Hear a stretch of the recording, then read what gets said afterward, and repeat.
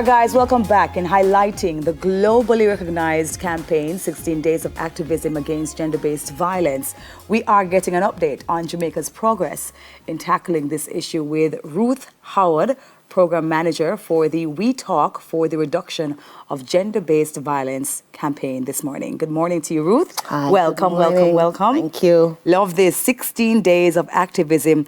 Why is this global initiative so important? Well, it's important because, sadly, of the progress we have not made in terms of protecting and keeping our women and girls safe. And not just here in Jamaica, but right around the world. Even if we're just looking at what's happening in the news right now, we're looking at in France, for example, the Giselle Pellicot case. That's the case of the woman whose husband drugged her and then invited a bunch of strangers to just rape her repeatedly. We're looking at, for example, in Afghanistan, where women are now not even allowed to speak to each other. It is still necessary for us to do more to ensure that we create a world where women have equal opportunities, equal access, and can be safe. Yeah. So we're going to France. You just mentioned Afghanistan. Let's take it closer home. What's happening here? All right. So for Jamaica, I can give you the statistics because in 2016, the Women's Health Survey told us that 1 in 4 women in Jamaica experiences intimate partner violence and sexual violence in the course of her lifetime. That figure has been updated in 2024 by Women Count to 2 in 5. Now, to show you the difference between 1 in 4 and 2 in 5, 1 in 4 is 27%, 2 in 5 is 39%. So we are actually seeing an increase, a slight increase, but increase nevertheless in the numbers of gender-based violence that women and girls are facing in the country. You're doing the data update. What do we attribute this to? It is largely due to what we believe about women and girls and how we treat them as a result. What do we believe? So, for example, and I'm going to use a very recent news story. And let me ask you why I ask you, because you look at Jamaica, right? In many ways, women are doing really well here, right? Most supervisors, most middle managers, top level management, climbing the corporate ladder, most women in school, in university, it's 70-30 split, right? Women. Yep.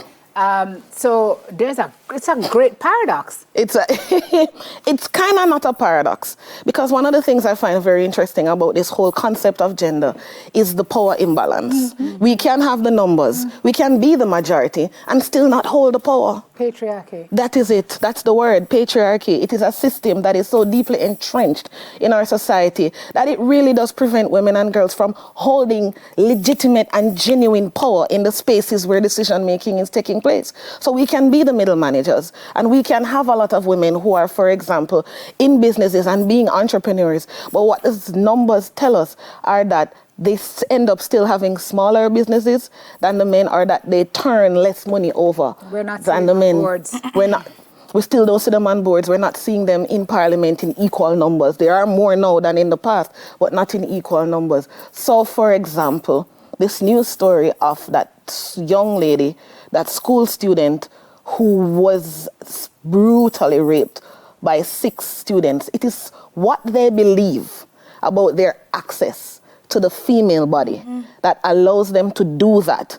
And it's something that you really have to think about as a society. How are we raising our boys? How are we socializing our men to look at, view, and think about the female body? Yeah. Is there a sense of entitlement that we are? Is there a sense of objectification? Are we sexualizing our women and girls to the point where our men and boys believe that this is something that they should get or should have access to, even if she says no repeatedly? It is something we have to ask ourselves as a society. So yeah, it is how we're socializing our society, and it is how we're viewing our women and girls, and it's something we really have to think and talk about. Hopeful about. When you talk this morning, it sounds like it's all doom. Man, listen, all doom. We're because no progress. We have to, like, for me, I have to be honest about what the reality is. And a part of this journey is that we have seen so many different movements and so many different efforts at a global level, at a local level, at a regional level.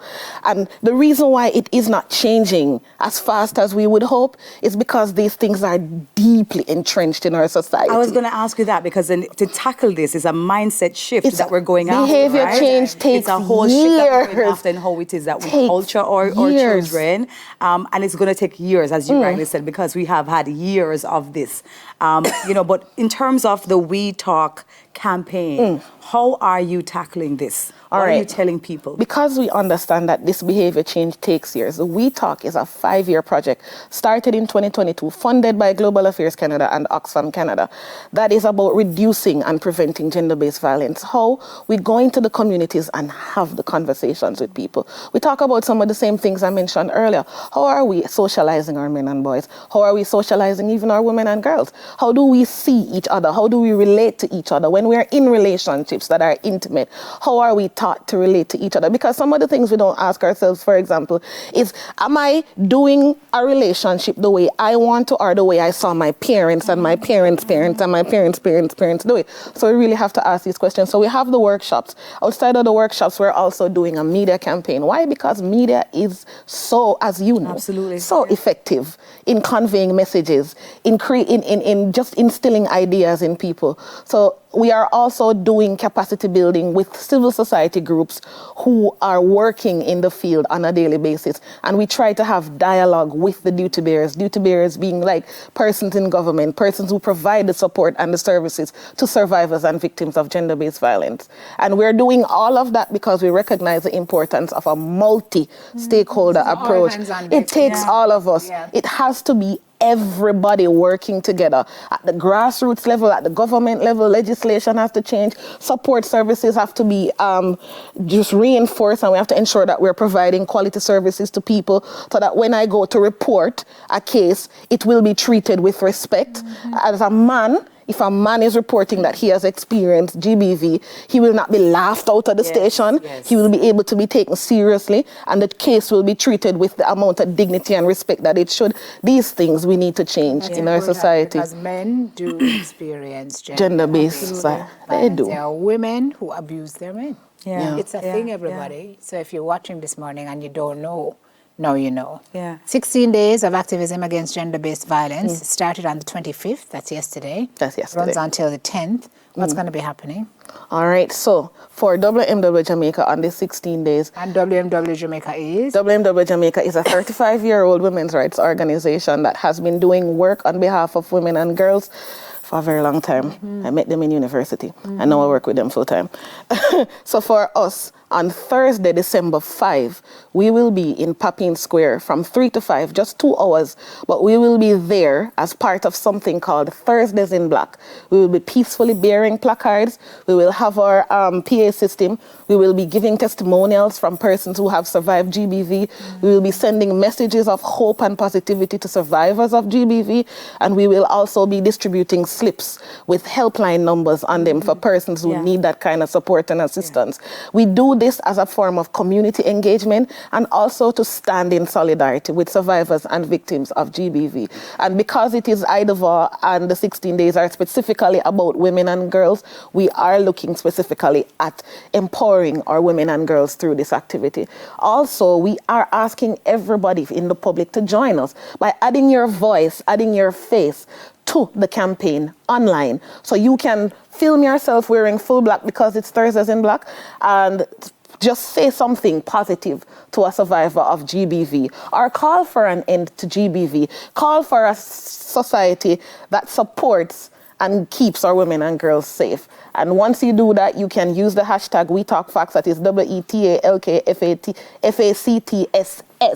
WeTalkFacts, or Thursdays in Black, hashtag Thursdays in Black JA, or hashtag NGBVJA, and post it, tag WMW Jamaica, and we will reproduce as well. So we're asking everybody to do that. Even for the story of the schoolgirl from yesterday, one of the things we said we're gonna do is a Hey Schoolgirl tweet, or a Hey Schoolgirl trend.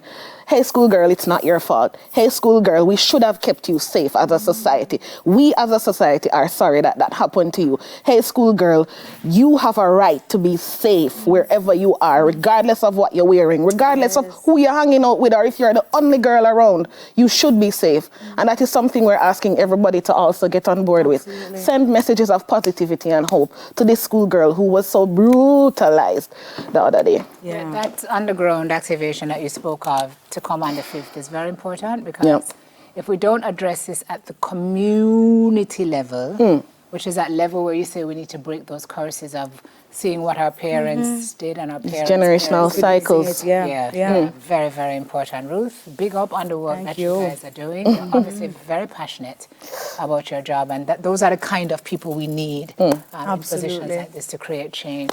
Thanks. Uphill battle, but we keep pushing the rock uphill, right? Absolutely. Yes. Ruth Howard, Program Manager for the We Talk, which is for the reduction of gender-based violence campaign.